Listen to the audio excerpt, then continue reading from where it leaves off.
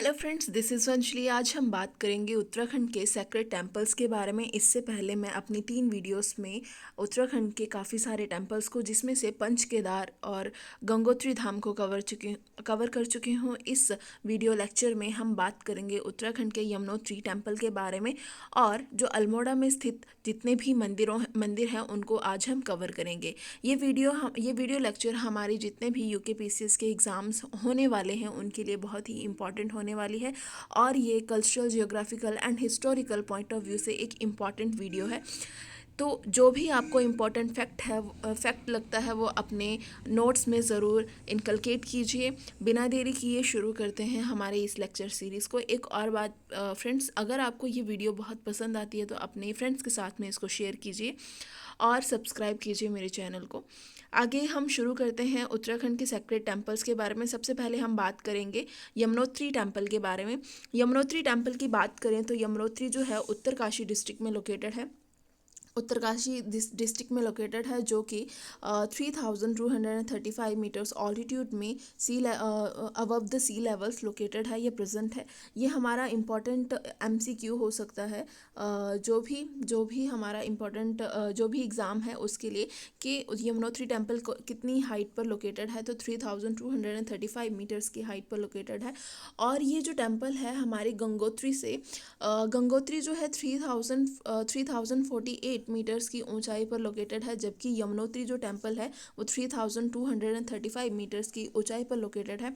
अगर हम historical background की बात करें तो जिसके अर्ली कंस्ट्रक्शन है वो सबसे पहले सुदर्शन शाह ने 1850 में इसको लकड़ी से बनवाया था। सुदर्शन शाह ने 1850 में इसको लकड़ी से बनवाया था। बाद में यहाँ पे 1862 में भवानी शाह ने 1862 में भवानी शाह ने यहाँ पे जो है लकड़ी की जो भवानी शाह ने यहाँ पे जो यमुना माई है उनकी यहाँ पे जो मूर्ति है वो इंस्टॉल करवाई थी, मूर्ति की स्थापना करवाई थी। कब? 1862 में। तो ये भी एक इम्पॉर्टेंट क्वेश्चन बन सकता है हमारे एग्ज़ाम से रिलेटेड, कि जो यमुना मैया की जो मूर्ति है वो आइडल इंस्टॉलेशन है वो कौन से राजा ने करवाई थी। तो भवानी शाह ने 1862 में, जो पंवार वंश के शासक भवानी शाह हैं उन्होंने करवाई थी 1862 में।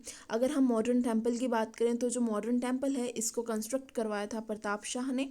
इसको किसने कंस्ट्रक्ट करवाया था? प्रताप शाह ने। और इसका जो रिकंस्ट्रक्शन जो है महारानी गुलेरिया ऑफ जयपुर के द्वारा करवाया गया। तो ये इंपॉर्टेंट क्वेश्चन यहाँ से, ये एक इम्पॉर्टेंट पैराग्राफ है, इसको अपने नोट्स में ज़रूर इनकलकेट कर लीजिएगा कि जो कंस्ट्रक्शन है, सबसे पहले कंस्ट्रक्शन सुदर्शन शाह ने करवाया था। उसके बाद में वहाँ पे मूर्ति की स्थापना किसने करवाई थी? भवानी शाह ने 1862 में। मॉडर्न टेम्पल की जो कंस्ट्रक्शन है वो किसने करवाई थी? प्रताप शाह ने। और इसको रिनोवेट या रिकंस्ट्रक्शन करवाया था किसने? महारानी गुलेरिया ने। ठीक है जी। नेक्स्ट हम बात करेंगे टेम्पल के ओपनिंग एंड विंटर स्टे की। मंदिर के कपाट कब खुलते हैं, और जो सर्दियों में निवास स्थान होता है माँ यमुना का, वो कहाँ पर होता है? तो अगर हम बात करें कि यमुनोत्री टेम्पल जो है उसके जो कपाट हैं वो हर साल अक्षय शुक्ल तृतीया को खुलते हैं, वैशाख मंथ की शुक्ल तृतीया को खुलते हैं। और विंटर्स के समय पे जो माँ गंगा है वो खरसाली विलेज में वहाँ पे खरसाली विलेज में इनकी पूजा की जाती है। खरसाली जो है सोमेश्वर टेम्पल का भी होम है, वहाँ पे सोमेश्वर मंदिर भी लोकेटेड है। तो ये एक इम्पॉर्टेंट फैक्ट बन जाता है। ये अभी के एग्ज़ाम्स के लिए बहुत ही इम्पॉर्टेंट है, तो इसको अपने नोट्स में ज़रूर राइट डाउन कर लीजिएगा। अगर हम स्पेशल एसोसिएटेड फैक्ट्स की बात करें तो जेबी फ्रेज़र जो है 1816 में, जेबी फ्रेज़र ब्रिटिश ट्रैवलर जो है उन्होंने स्मॉल माहे सैपलिंग उनको यहाँ के पंडित के द्वारा दिया गया था, स्मॉल माहे सैपलिंग। इसके अब आगे हम बात करेंगे हॉट स्प्रिंग्स के बारे में। यहाँ पे गर्म जल के कुंड हैं। तो सूर्य कुंड, यहाँ पे बेसिकली 3 इम्पॉर्टेंट हॉट स्प्रिंग्स हैं। ये भी हमारे ज्योग्राफी के पॉइंट ऑफ व्यू से इम्पॉर्टेंट हो जाता है कि यहाँ पे कितने हॉट स्प्रिंग्स प्रेजेंट हैं यमुनोत्री टेम्पल के नियर में। तो 3 हॉट स्प्रिंग्स प्रेजेंट हैं। सबसे पहला हॉट स्प्रिंग है सूर्यकुंड। सूर्यकुंड जो है most prominent spring hot spring है, located at the foot of high cliff. Also इसको बोला जाता है ब्रह्मकुंड। इसको क्या बोला जाता है?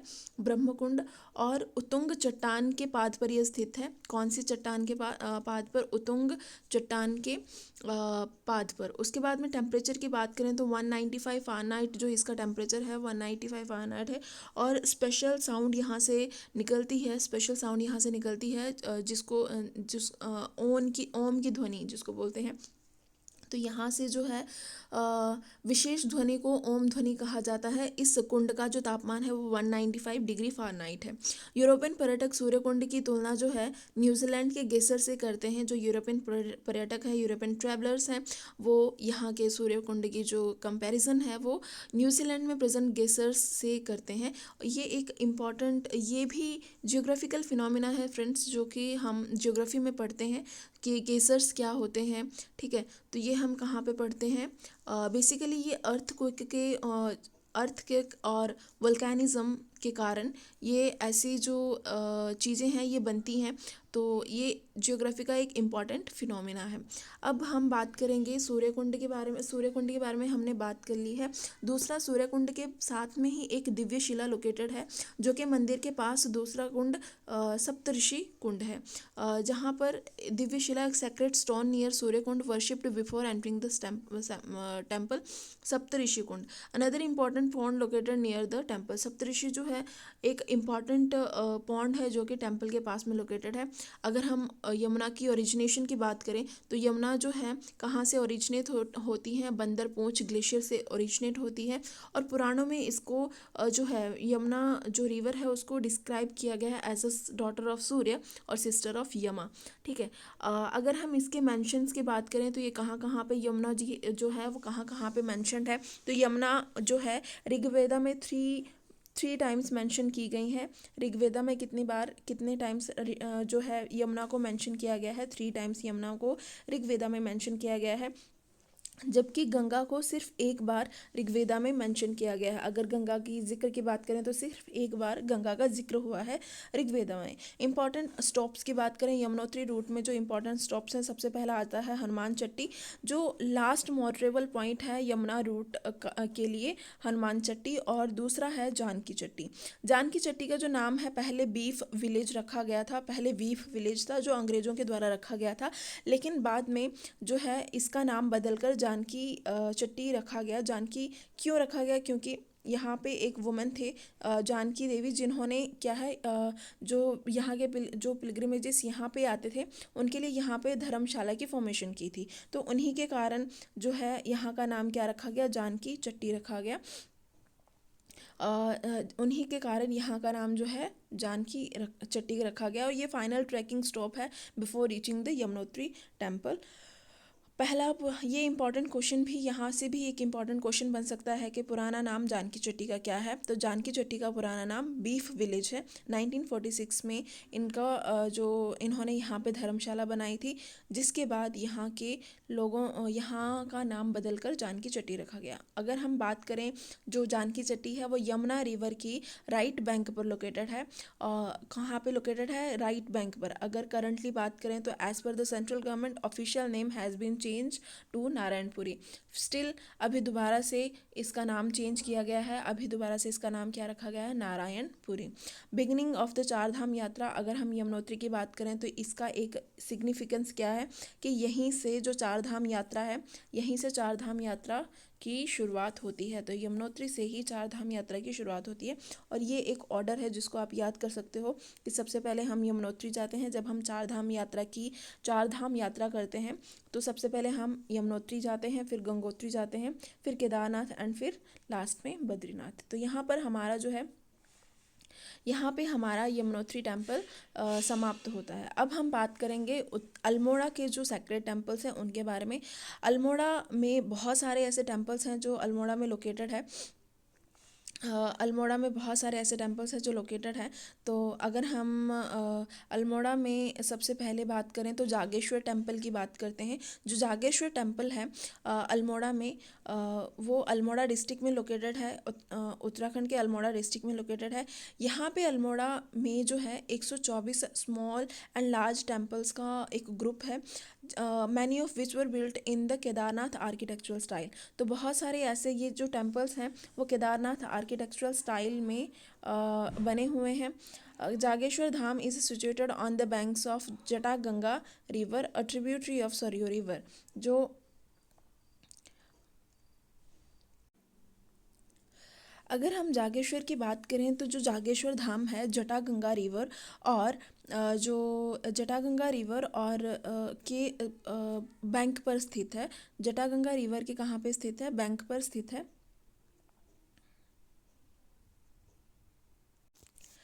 जटागंगा रिवर के बैंक्स पर स्थित है और जो जटागंगा है वो सरयू रिवर की एक क्या है? ट्रिब्यूटरी है, प्रमुख सहायक नदी है, जो कि किसकी? सरयू नदी की एक सहायक नदी है जटागंगा, और इसी के बैंक पर स्थित है जागेश्वर धाम। तो आप याद कर सकते हो जटागंगा से जागेश्वर कहाँ पर स्थित है? सरयू नदी के ट्रिब्यूटरी के ऊपर, जटागंगा के ऊपर। एंड हिस्टोरिकल बैकग्राउंड की बात करें तो ये जो है, ये जो मंदिर है ये कब बना था? 8th एंड 10th सेंचुरी के बीच में इस मंदिर की कंस्ट्रक्शन करवाई गई थी। The temple were constructed by the Katyuri king Shalivahan. तो कत्यूरी किंग शालिवाहन के द्वारा जागेश्वर टेम्पल का कंस्ट्रक्शन करवाया गया था। जागेश्वर धाम को 5th धाम ऑफ उत्तराखंड भी कहा जाता है। तो कौन सा ऐसा धाम है जिसको 5th धाम ऑफ उत्तराखंड कहा जाता है?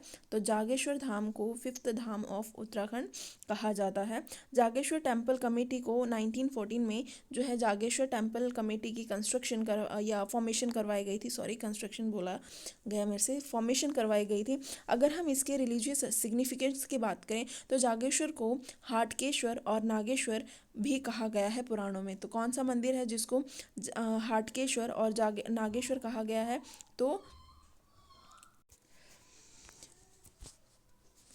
इसके अलावा इसको 8th ज्योतिर्लिंग, शिव का 8वां ज्योतिर्लिंग कंसिडर किया जाता है, Nagesh Jyotirlinga. It is recognised as the largest temple complex in Uttarakhand. तो ये इंपॉर्टेंट क्वेश्चन बन सकता है कि लार्जेस्ट टेम्पल कॉम्प्लेक्स जो है कहाँ पे लोकेटेड है? तो वो लोकेटेड है उत्तराखंड में। एंड जागेश्वर जागेश्वर जो धाम है उसी को largest temple complex in Uttarakhand consider किया जाता है या रिकॉग्नाइज किया जाता है। इम्पॉर्टेंट टेम्पल्स की बात करें तो यहाँ पर जो इम्पॉर्टेंट टेम्पल्स हैं वो कौन कौन से हैं? ओल्डेस्ट टेम्पल मृत्युंजय टेम्पल है। तो important temples with in the Jageshwar complex, उसमें से जो ओल्डेस्ट टेम्पल है वो मृत्युंजय टेम्पल है। दूसरा लार्जेस्ट टेम्पल दंडीश्वर टेम्पल है। एंड जो सबसे लार्जेस्ट है, सबसे पुराना ओल्डेस्ट स्ट्रक्चर जो है Jageshwar temple group of temples में से, तो वो है मृत्युंजय टेम्पल। लार्जेस्ट टेम्पल कौन सा है? दंडेश्वर टेम्पल, जो कि सभी में से सबसे बड़ा है। And idols at the entrance, अगर एंट्रेंस की बात करें तो एंट्रेंस में नंदी और स्कंदी प्रेजेंट है। जो जागेश्वर टेम्पल है उसके एंट्रेंस में नंदी और स्कंदी प्रेजेंट हैं। ठीक है जी। अगर अब हम आगे बात करते हैं कि जो मेजर टेम्पल्स हैं वो कौन कौन से हैं, तो नौ दुर्गा नव दुर्गा टेम्पल है, Kuber temple, Panch Kedar temple, Lakshmi temple and Jagannath temple. Literature and research की बात करें तो माहेश्वर प्रसाद जोशी जी ने क्या किया था कि यहाँ पे क्या किया है, इन्होंने रिसर्च की है archaeology of the Jageshwar. Archaeology of Jageshwar में इन्होंने रिसर्च की है, आर्कियोलॉजी ऑफ जागेश्वर में इन्होंने क्या किया है? रिसर्च की है आर्कियोलॉजी ऑफ जागेश्वर में। की फैक्ट्स की बात करें तो Jageshwar temple committee was established in 1914, पहले बात कर चुके हैं। इसके अलावा Mrityunjay is regarded as the oldest shrine within the Jageshwar temple complex. Dandeshwar temple is the largest temple at Jageshwar. At the entrance of Jageshwar temple complex, idol of Nandi and Skandi are located. Okay, the temple of Pushti Devi at Jageshwar Dham is constructed in the Vallabhi architectural style. तो ये एक important fact है कि जो Vallabhi style कौन सा मंदिर है जो वल्लभी स्टाइल में कंस्ट्रक्ट किया गया है। तो पुष्टि देवी का मंदिर है जागेश्वर धाम में, वल्लभी आर्किटेक्चरल स्टाइल में इसको इंस्टॉल किया गया है। South facing temple dedicated to Hanuman and Lakulisha is also located within the Jageshwar complex. ठीक है जी। उसके बाद हम बात करते हैं कि at the confluence of Jataganga and Dudhganga, Jataganga and Dudhganga के कॉन्फ्लुएंस पे जो है दूधगंगा रिवर के कॉन्फ्लुएंस पे जो जागेश्वर है, Jageshwar stands the massive Dandeshwar temple. यहाँ पे एक बहुत बड़ा दंडेश्वर टेम्पल लोकेटेड है विच represents a composite form of Shikhar and Vallabhi style. जहाँ पे जो कि क्या रिप्रेजेंट करता है, composite form of Shikhar and Vallabhi style को लोकेट करता है। ठीक है, को दर्शाता है। Composite style of Shikhar and composite composite form of Shikhar and Vallabhi style. Silver statues of Chand rulers जो है यहाँ पे लोकेटेड है। शिखर जो सिल्वर स्टैचू है चंद रूलर्स के, जैसे दीपचंद एंड त्रिमल चंद, इनके सिल्वर स्टैचूज यहाँ पे लोकेटेड हैं और preserved in the main temple at Jageshwar. तो ये इंपॉर्टेंट फैक्ट्स हैं आपके जागेश्वर टेम्पल से रिलेटेड या जागेश्वर धाम से रिलेटेड। अब हम आगे बात करेंगे द्वारहाट ग्रुप ऑफ टेम्पल्स जो कि अल्मोड़ा में ही स्थित है। द्वारहाट ग्रुप ऑफ टेम्पल्स जो है अल्मोड़ा में ही स्थित है, अल्मोड़ा डिस्ट्रिक्ट में। तो अगर आपको क्वेश्चन पूछ लिया जाए कि द्वारहाट ग्रुप ऑफ टेम्पल्स कहाँ पे लोकेटेड है, तो अल्मोड़ा में लोकेटेड है, जिसको ऑफ्टन द्वारका ऑफ हिमालयास कहा जाता है। ये एक इम्पॉर्टेंट फैक्ट है कि द्वारका ऑफ हिमालय किसको कहा गया है या द्वारका ऑफ हिमालयास किसको कहा जाता है, तो कहा जाता है द्वारहाट ग्रुप ऑफ टेम्पल्स को। ठीक है जी। Dwarahat temple groups reflect the artistic sensibilities and religious devotion of the Katyuri dynasty. जो कत्यूरी डायनेस्टी है, कत्यूरी डायनेस्टी के जो कत्यूरी डायनेस्टी है उनकी आर्टिस्टिक सेंसिबिलिटीज़ को एंड रिलीजियस डिवोशन को जो है ये दर्शाता है, ये शो करता है। ठीक है, दर्शाता है या शो करता है। और द्वारहाट मंदिर समूह कत्यूरी राजाओं की कला प्रेम एवं धर्मनिष्ठा का प्रतीक है। 11वीं और 12वीं सदी के आसपास द्वारहाट में 30 मंदिरों एवं 365 बावड़ियों का निर्माण कत्यूरियों ने करवाया था। कितने? 30 टेम्पलों का और 365 बावड़ियाँ मतलब स्टेप वेल्स को द्वारहाट में किसने कंस्ट्रक्ट करवाया था? कत्यूरियों ने। ये उन मंदिरों की जो पिक्चर्स हैं जो भी मुझे मिली हैं वो मैंने लगाई हैं। आप इनको सर्च भी कर सकते हैं, यहाँ से आपको याद भी रहेगा कि द्वारहाट ग्रुप ऑफ टेम्पल्स कहाँ पे है, अल्मोड़ा में लोकेटेड है। और 30 टेम्पल्स एंड 365 स्टेप वेल्स किसने कंस्ट्रक्ट करवाए थे? कत्यूरियों ने। कत्यूरियों का ये जो द्वारहाट मंदिर समूह है ये कला प्रेम एवं धर्मनिष्ठा का प्रतीक भी इसको माना गया है। ठीक है जी। जो द्वारहाट मंदिर समूह का जो सबसे बड़ा एवं उत्कृष्ट देवालय है वो गुज्जरदेव का है, गुज्जरदेव टेम्पल का है, मंदिर का है। वह अन्य मंदिरों में बद्रीनाथ व केदारनाथ के मंदिर प्रमुख हैं। तो जो मोस्ट आर्किटेक्चरली इम्प्रेसिव टेम्पल है वो कौन सा है? गुज्जरदेव का। इसके अलावा बद्रीनाथ और केदारनाथ टेम्पल भी यहाँ पे प्रोमिनेंट श्राइन्स हैं। टेम्पल्स अगर हम द्वारहाट के टेम्पलों की बात करें तो ये 3 वर्गों में डिवाइड किए गए हैं, 3 वर्गों में डिवाइड किए हैं, जिसमें से तो सबसे पहला है रतनदेव टेम्पल ग्रुप जिसमें 9 टेम्पल्स कंस्ट्रक्ट किए गए हैं या 9 टेम्पल्स प्रेजेंट हैं। दूसरा है कचहरी मंदिर समूह जिसमें 12 मंदिर आते हैं। और तीसरा है मनियान टेम्पल ग्रुप जिसमें 3 मंदिर ही सुरक्षित हैं। द्वारहाट को मंदिरों की नगरी भी कहा जाता है। तो क्वेश्चन पूछा जा सकता है कि मंदिरों का समूह किसे कहा जाता है? तो द्वारहाट को मंदिरों का समूह कहा जाता है। यहाँ पे मीठी मूलियों का, और यह जो क्षेत्र है यह मीठी मूलियों का क्षेत्र भी है। तो this is famous for producing sweet radishes. ठीक है जी। तो यहाँ पे हमने द्वारहाट ग्रुप ऑफ टेम्पल्स को कवर कर लिया। अब हम बात करेंगे अल्मोड़ा के ही और जो टेम्पल्स हैं जिसमें से कटारमल सन टेम्पल, गोलू देवता टेम्पल, कसार देवी टेम्पल, नंदा देवी टेम्पल। द्वारहाट हम कवर कर चुके हैं, जागेश्वर को हम कवर कर चुके हैं। बेसिकली अगर हम अल्मोड़ा की बात करें तो कुमाऊं रीजन में आता है, उत्तराखंड के कुमाऊं रीजन में आता है। और यहाँ पे जो है इसको एंशियंट टेम्पल सेट्स के लिए जाना जाता है जो कि फॉरेस्ट एंड हिल्स के बीच में लोकेटेड है। ये जो टेम्पल्स हैं ये आर्टिस्टिक लीगेसी, कत्यूरियों की आर्टिस्टिक लीगेसी को रिफ्लेक्ट करते हैं एंड कत्यूरियों, न केवल कत्यूरियों की बल्कि चंद डायनेस्टी के आर्टिस्टिक लीगेसी को भी रिफ्लेक्ट करते हैं। ये जो मंदिर हैं ये नगारा स्टाइल में, मेनली नगारा स्टाइल में बने हुए हैं। ये आप आर्ट एंड कल्चर में पढ़ोगे, नगारा स्टाइल जो होता है, वल्लभी स्टाइल हो गया, शिखरा हो गया, तो अलग अलग फॉर्म्स के जो टेम्पल आर्किटेक्चर्स हैं वो फॉर्म किए गए हैं। उत्तराखंड में, स्पेसिफिकली उत्तराखंड में जो है वल्लभी स्टाइल का जो आर्किटेक्चर स्टाइल है वो मिलता है, नगारा स्टाइल का मिलता है। और ये जो मंदिर हैं, ये जो टेम्पल्स हैं डीप रिलीजियस सिग्निफिकेंस होल्ड करते हैं, जिसमें से जागेश्वर, दंडेश्वर, कसार देवी एंड चिताई गोलू देवता जो है मोस्ट सेलिब्रेटेड टेम्पल्स हैं यहाँ पे। ठीक है जी, अब हम शुरू करते हैं अल्मोड़ा के सन टेम्पल के बारे में। बेसिकली उत्तराखंड में बहुत सारे सूर्य मंदिर हैं, जैसे पिथौरागढ़ में मठ का सूर्य मंदिर है, मंजियाली का सूर्य मंदिर है, ठीक है, खेती खान का सूर्य मंदिर है, भटवाड़ी का सूर्य मंदिर है, लेकिन कटारमल जो सूर्य मंदिर है ये इसकी एक अपनी ही सिग्निफिकेंस है। जो कटारमल सूर्य मंदिर है ये कहाँ पे लोकेटेड है, सबसे पहले तो ये याद करना है, और ये हमारा PYQ भी है, UPSC के इसी साल 2025 में यही क्वेश्चन पूछा गया है कि सन टेम्पल ऑफ कटारमल कहाँ पे प्रेजेंट है। तो ये जो टेम्पल है ये कहाँ पे प्रेजेंट है, अल्मोड़ा के पलेठी ब्लॉक में लोकेटेड है। एंड ये इम्पॉर्टेंट एग्जाम्पल है Uttarakhand school of temple architecture का। तो important example of Uttarakhand school of temple architecture क्या है, पलेठी का सूर्य मंदिर। कटारमल का सूर्य मंदिर कहाँ पे लोकेटेड है, अल्मोड़ा में। Its features and stylistic elements also indicate the presence of shakas in this region during the ancient time।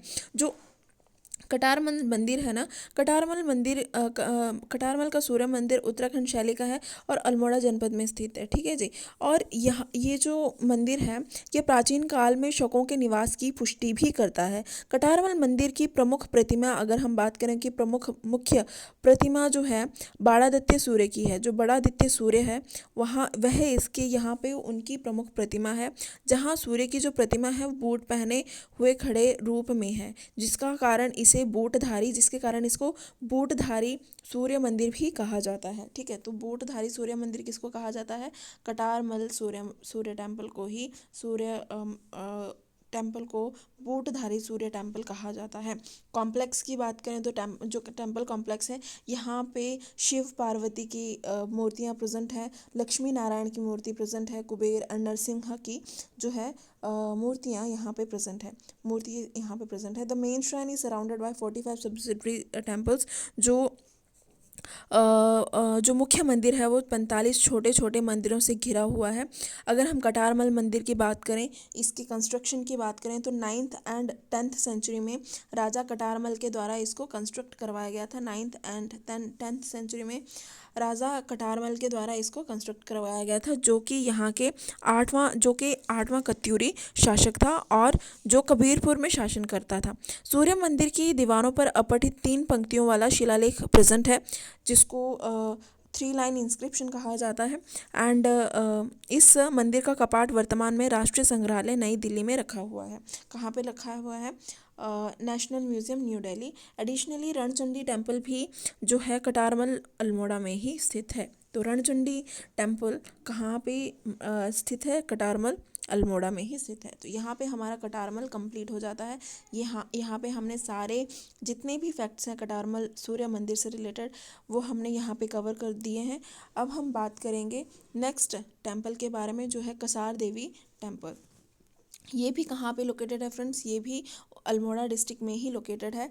और ये कहाँ पे लोकेटेड है, कश्यप हिल के ऊपर लोकेटेड है, अल्मोड़ा डिस्ट्रिक्ट के कश्यप हिल के ऊपर लोकेटेड है। Is an ancient cave temple, ये एक एंशियंट केव टेम्पल है और ये एक गुफा मंदिर है। कसार देवी मंदिर में दुर्गा माँ के 8वें अवतार देवी कात्यायनी की पूजा होती है। बेसिकली कात्यायनी जो है, यहाँ पे थोड़ा सा मुझे कन्फ्यूजन है फ्रेंड्स कि जो वैसे बेसिकली कात्यायनी 6th रूप है, छठा रूप है माँ भगवती का, लेकिन यहाँ पे इन्होंने 8वां रूप बताया गया है। बट आप इसको क्रॉस चेक कर लीजिएगा, वैसे ही इंपॉर्टेंट क्वेश्चन नहीं है, लेकिन फिर भी जो कात्यायनी देवी हैं वो गॉडेस जो माँ दुर्गा है उनका छठा रूप है। और कहा जाता है कि हाँ, इसी फॉर्म में माँ भगवती ने दो असुरों का संहार किया था, शुंभ और निशुंभ नामक दो राक्षसों का वध किया था। इसीलिए इनको यहाँ पे 8वें रूप के में पूजा जाता है। कसार देवी की गुफा में 1890 में दो इम्पॉर्टेंट 1890 में और अ, उसके बाद इम्पॉर्टेंट पर्सनालिटीज़ आई थी, जिसमें से स्वामी विवेकानंद जो है जिन्होंने यहाँ पे मेडिटेट किया था 1980 में, और उसके बाद में जो है बुद्धिस्ट स्कॉलर लामा गोविंद यहाँ पे आए थे मेडिटेशन के लिए। ठीक है जी। जो रीज़न है, रीज़न यही जो कसार देवी का जो रीज़न है क्रैंक रिज, कि यहाँ पे क्रैंक रिज के कारण खास चुंबकीय शक्तियाँ जो है यहाँ पे विद्यमान है। बेसिकली डिस्टिंक्टिव जियोमैग्नेटिक प्रॉपर्टीज़ के लिए इसको जाना जाता है। क्रैंक रिज नियर कसार देवी, तो जो क्रैंक रिज का रीज़न है कसार देवी के पास में, उसको इसकी जियोमैग्नेटिक प्रॉपर्टीज़ के लिए जाना जाता है। The area is believed to fall within the influence of the Van Allen radiation belt. ये माना जाता है कि ये जो रीज़न है ये वैन एलन रेडिएशन बेल्ट के इन्फ्लुएंस में आता है, which was has attracted scientific curiosity, और जिसने कहीं ना कहीं जो साइंटिफिक क्यूरियोसिटी को अट्रैक्ट किया हुआ है। ठीक है। साइंटिफिक क्यूरियोसिटी को अट्रैक्ट किया हुआ है। Researchers have noted a striking similarity between, जो रिसर्चर्स हैं उन्होंने कहीं ना कहीं एक स्ट्राइकिंग सिमिलैरिटी देखी है बिटवीन द जो magnetic characteristics of Kasar Devi and Machu Picchu in Peru. तो मच्चू पिच्चू यहाँ पे एक इम्पॉर्टेंट पॉइंट है। मच्चू पिच्चू कहाँ पे लोकेटेड है? पेरू में। और ये किसके साथ में रिलेटेड है? इसकी कैरेक्टरिस्टिक फीचर्स किससे मिलते हैं? कसार देवी के जो मैग्नेटिक रीजन से वो कहाँ पे है? वो कहाँ पे है? क्रैंक रिज के पास में। ठीक है जी। Kasar Devi gained international attention during the hippie movement 1960 and 1970। ये भी एक इम्पॉर्टेंट कल्चरल फैक्ट है। कहीं ना कहीं हमारे मूवमेंट्स में से एक इम्पॉर्टेंट पॉइंट है कि हाइपी मूवमेंट कहाँ पे हुआ था, तो वो कसार देवी मंदिर में के रीजन्स में ही हुआ था, अल्मोड़ा में हुआ था। कब हुआ था? 1960 टू 1970 के बीच में। एंड ये यहाँ पे एक notable cultural and spiritual hub बना for visitors from around the world. Additionally बात करें तो जो केव है, ये जो गुफा है, गुफा caves in the Kasar Devi area contain remarkable depiction. जो कसार देवी के रीजन में जो गुफाएं हैं वहाँ पे 14 नृत्यकों की 14 डांसर्स की जो डिपिक्शंस हैं वो हाईलाइट वो प्रेजेंट है। सुंदर चित्रण वहाँ पे मिला है, highlighting it's archaeological and artistic significance. यहाँ पे हमारा कसार देवी टेम्पल कंप्लीट होता है। अब हम बात करेंगे नेक्स्ट टेम्पल के बारे में। कौन सा टेम्पल है? गोलू देवता मंदिर। गोलू देवता मंदिर जो है इसकी बहुत ज़्यादा रिलीजियस सिग्निफिकेंस है अल्मोड़ा के रीजन में। गोलू देवता एक रहस्यमय मंदिर है। यह मंदिर इस मंदिर को चिताई मंदिर भी कहा जाता है। तो गोलू देवता कहाँ पे लोकेटेड है? अल्मोड़ा डिस्ट्रिक्ट में लोकेटेड है।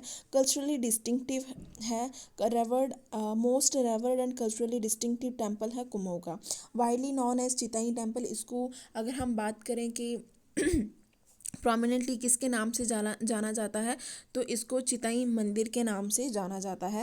एंड गोलू देवता को यहाँ पे वर्शिप किया जाता है as a deity of justice. इनको न्याय का या परमोच्च न्याय के देवता के रूप में यहाँ पे इनको पूजा जाता है। And temple is often referred to as the supreme court of justice, and temple को सुप्रीम कोर्ट ऑफ जस्टिस माना जाता है। There are 4 major temples dedicated to Golu देवता।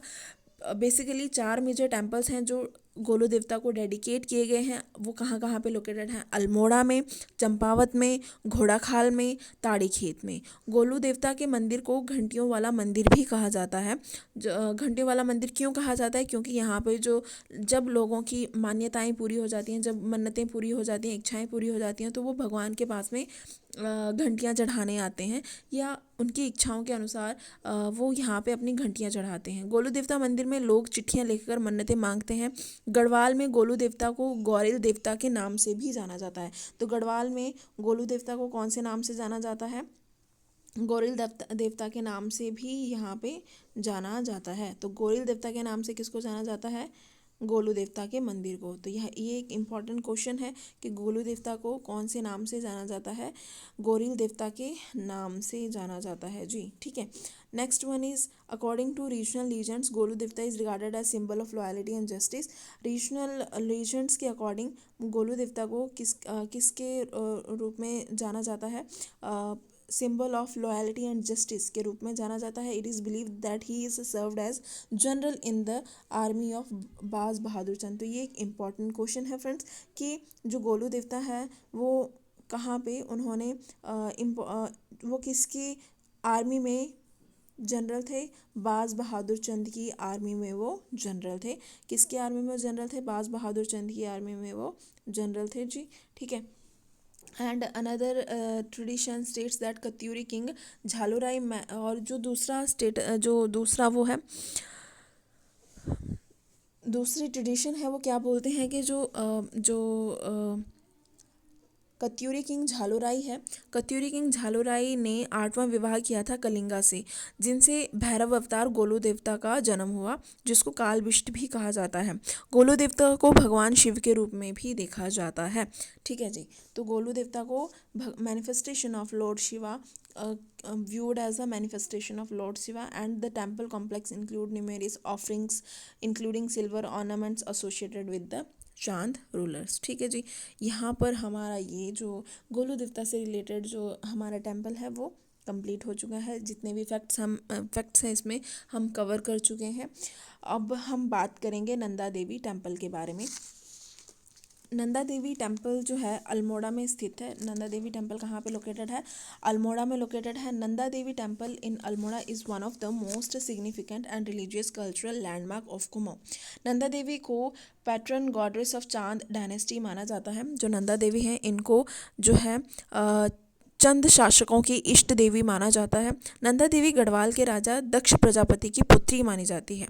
अल्मोड़ा में नंदा देवी का जो मेला है भाद्रपद की जो अष्टमी है उसको लगता है, और इस मेले के अवसर पर 8 गीत गाए जाते हैं। कौन से गीत गाए जाते हैं फ्रेंड्स, 8 गीत गाए जाते हैं। कौन से गीत गाए जाते हैं, 8 गीत। और जो मेला है कब लगता है